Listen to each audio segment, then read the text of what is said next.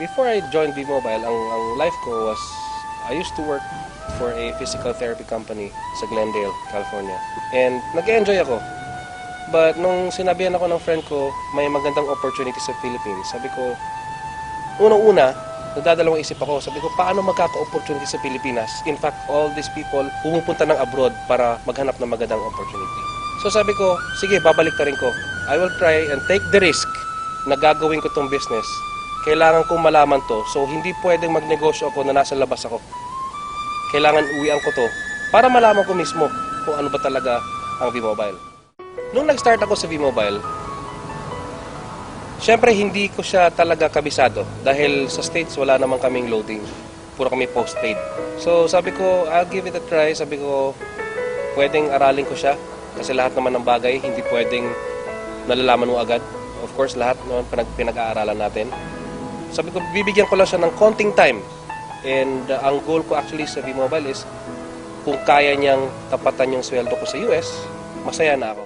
Ginawa ko siya, sinunod ko yung proseso. Okay?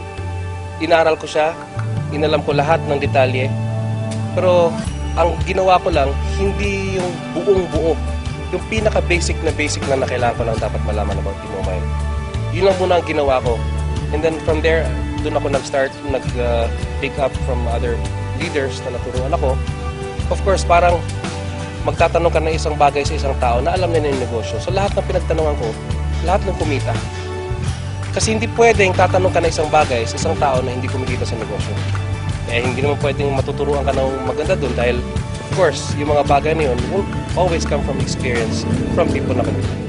Ang natutunan ko dito is by helping people, you're helping people earn. By doing that, ang outcome nun is what, kung ano yung naging nangyari sa akin. Now, dito pala, it's not all about pera-pera. Kasi kung sa ibang mga bagay-bagay, oo, pera-pera lang yun. That's for you. Sa akin kasi dito is when you help people, you help them earn, pati ikaw, damay ka talaga doon. So it was mixed emotion. Hindi ko siya, hanggang ngayon, I owe it all to the people na naging kasama ko dito sa negosyo na to.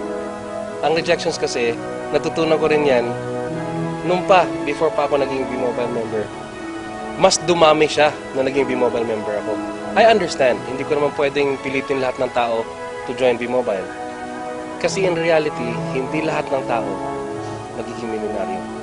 So this is only for the chosen few or for people na magde-decide na gusto talagang magbago ang buhay.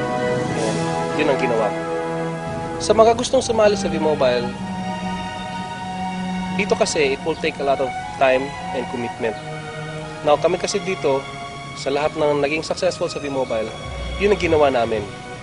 The process na sinunod namin, kaya naging milyonaryo yung mga tao, is because they followed a specific process na ginawa namin lahat.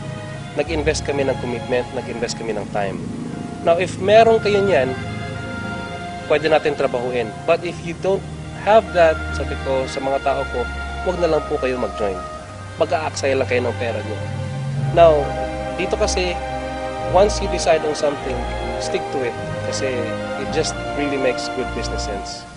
Sa mga members na pumasok sa V-Mobile, lalo na yung mga baguhan, nandyan din ako galing eh. Hindi pwedeng hindi kayo maging successful sa isang bagay. The only key na maging successful kayo is concentrate dyan sa isang area na yan. But if you do a lot of things na hindi related to the business, ang mangyayari kasi dyan, parang nag-aaral ka sa college, marami kang courses, paano ka mag-graduate nun? Ang dami-dami mong courses, not unless na super talino ka. Sa akin dito, ang ginawa ko lang, isang bagay lang pinopos ko, ito lang yung ginawa ko. And I think I'll be here for quite a longer time.